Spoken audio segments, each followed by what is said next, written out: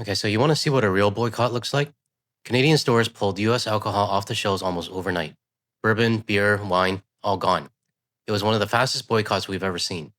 Right after Trump pushed his tariffs and started talking about turning Canada into the 51st state, Canadians didn't wait around. The alcohol boycott hit immediately, and now the industry is crashing hard. Kentucky Distilleries are going bankrupt and going under. Debt's piling up. And just like the struggling tourism industry, they're now begging Canada to come back. Should we go back? Should Canadians feel bad for putting their country first? Not a chance. If you've been around this channel, you already know where we stand on this. And keep in mind as we go through this video, Kentucky is a red state. They overwhelmingly voted for Donald Trump. They voted for the tariffs. They voted for the rhetoric. And now they're dealing with the consequence of it. Let's start with the first report and watch these US senators try to explain to Canadians why there should be change. They're popping corks and pouring shots. Enjoy that. But it's not just a social event. Republican and Democratic senators sharing the stage, trying to de-escalate the trade war with Canada. It's not just the tariffs increasing the cost. There are store owners just taking Kentucky Bourbon off the shelves out of pure patriotism. The retaliation issues end up being very, very painful. All right, Mr. Senator, whatever your name is. What exactly do you expect Canada to do? Just stay quiet? Take the tariffs, the threats, the 51st nonsense and not respond at all? You think Canada is just going to sit there, shrug, and say sorry? This is the problem. Whoever this senator is, he's clearly ignoring what his president has said and done. Instead of acknowledging the bullying is actually coming from the US, he's only focused on Canada's reaction. Like we're the ones to be unreasonable. There's zero awareness, zero empathy, and definitely no accountability. And let's not forget, this guy's a Democratic senator. I expect it from Rand Paul, but not this guy.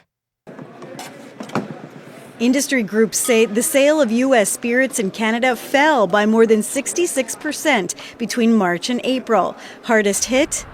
Bourbon, whiskey, and wine. That's Camp Chardonnay. This is a wine, one of our kind of main exports to Canada. This California vintner hasn't sold anything to Canada for months. Let's get along. Let's get business back to where it was.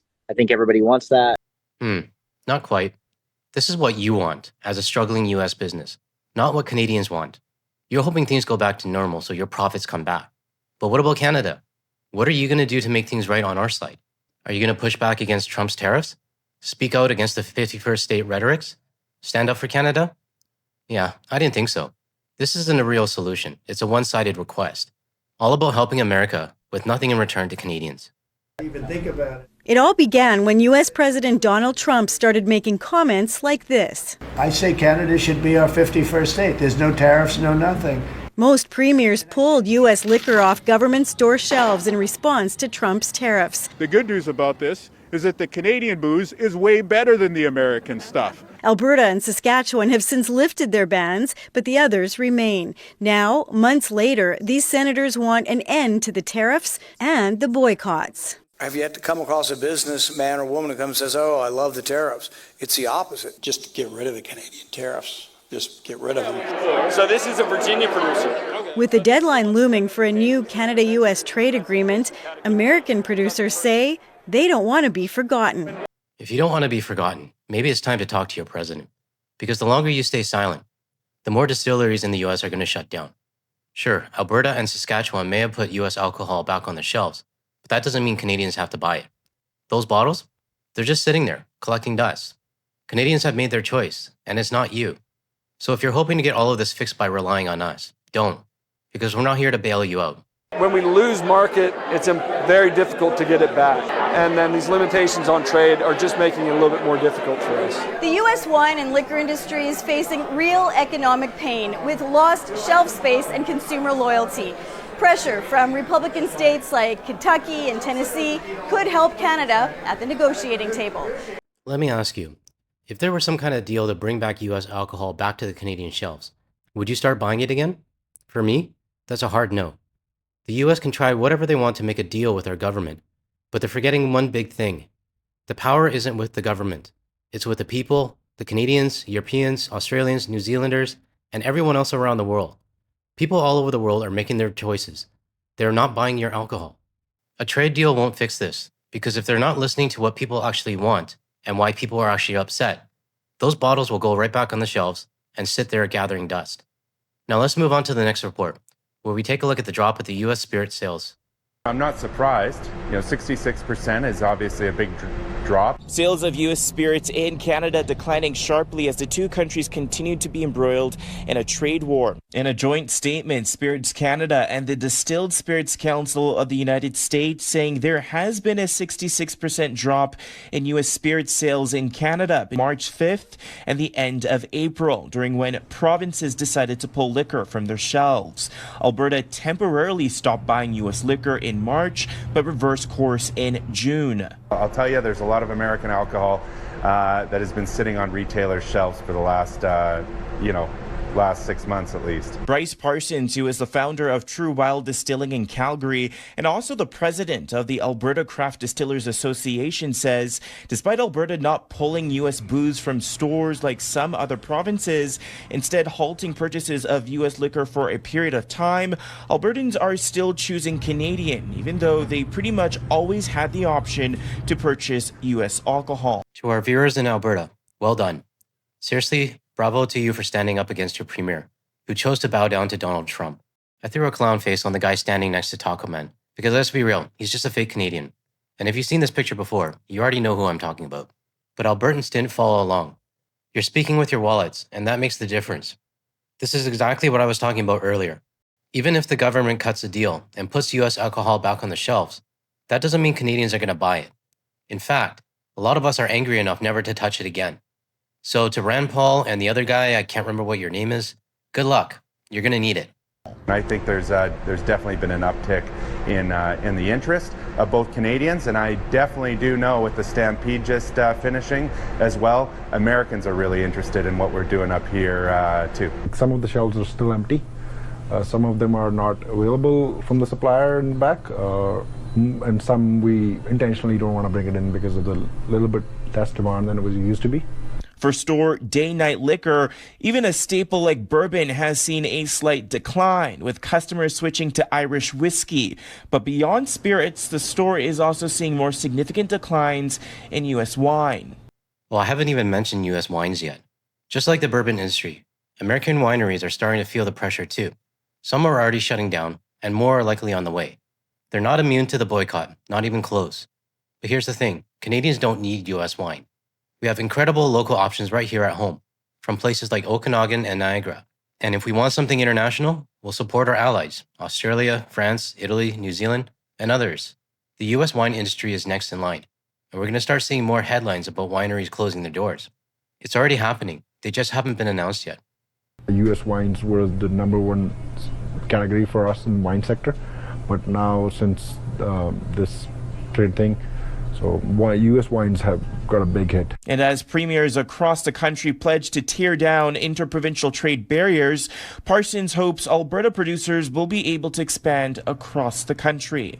As the association, we're ready. All Alberta producers are ready to get into Ontario. It is Canada's largest market, and I know we could definitely perform very well in that market. Now, I've mentioned this before in one of my earlier videos, but it's worth repeating. I really hope our provincial and federal governments can finally start tearing down the interprovincial trade barriers. Because right now, it's easier for someone in BC to buy a wine from California than it is to order a bottle from Ontario. It's ridiculous, and it makes no sense. If there ever was a time where provinces need to work together, this is it. And yes, I'm looking at you, Danielle Smith. Right at you. Now, shifting over to the Maritimes, our final report shows the local alcohol sales are skyrocketing. Nova Scotia liquor store shelves have been cleared of American alcohol since February, and local producers are reaping the benefit. We're certainly seeing a growth in sales. There's no question about it. That is, there's absolutely a movement towards Canadian, movement towards Nova Scotian. Premier Tim Houston ordered the NSLC pull all U.S. booze as a retaliation to American tariffs on Canadian goods. Houston has said the ban will remain as long as the tariffs do, a boost for Nova Scotia wine and spirit makers. Nova Scotia wine is flying off the shelves. Sales across the board are up 14.5% over last year, while spirit sales are flying higher, up 26.7%. See, this is exactly why we need to get rid of the interprovincial trade barriers. If Canadians could easily buy wine, beer, spirits from other provinces, sales would be up across the board. Not just in places like the Maritimes or BC or anywhere else. This should be common sense. More access means more support for our own industries, especially now when we're choosing to buy Canadian over American. But for some reason, after all these years, it's still easier to import booze from the US than it is to buy a bottle from another province. To me, it's a bit of a no-brainer. But hey, what do I know? I'm just a random YouTuber. Let me know in the comments, what do you think of these interprovincial trade barriers? Yost's version of Tidal Bay is the top-selling Tidal Bay wine in NSLC stores. Its sales are up 27% since March. To see that amount of growth in that short a period of time, there's something significant happening. There's a momentum shift, right? There's change. People are exploring. Things are a little bit different than they were last year at the same time. Halifax's Compass Distillers is known for its gin royal, but with the U.S. booze ban, they've seen sales of their whiskey take off. They launched an Elbows Up, better than bourbon corn whiskey that's sold out quickly. We emptied 2 barrels to make this product. It was actually kind of a spur of the moment situation. That's nearly 800 bottles sold in 6 weeks. And with more shelf space to fill, the NSLC is asking for more local. Quite the contrast from those US headlines, isn't it? While American distilleries and vineyards are going bankrupt, Canada's liquor industry is booming. All the money that Canadians used to spend on US alcohol is now staying here right at home or going to our international allies who respect us. So it's no surprise that US companies are panicking, begging for the tariffs to be lifted, hoping someone bails them out. But here's the question for all Republican-owned distilleries and vineyards out there. Are you winning yet? We were able to provide 3 new products to the NSLC this spring, following 2 other products that we put in with them in the winter, just as things were happening. Meanwhile, it's not just Nova Scotia products benefiting. The NSLC says Canadian wine sales across the board are up nearly 13%, while Canadian whiskey sales are up 10% compared to last year. A win for local producers amid this ongoing trade war, one bottle at a time. So what's the takeaway from all these reports? The US liquor industry is having its own FAFL moment, especially in those red states where bourbon is king. They're getting exactly what they voted for.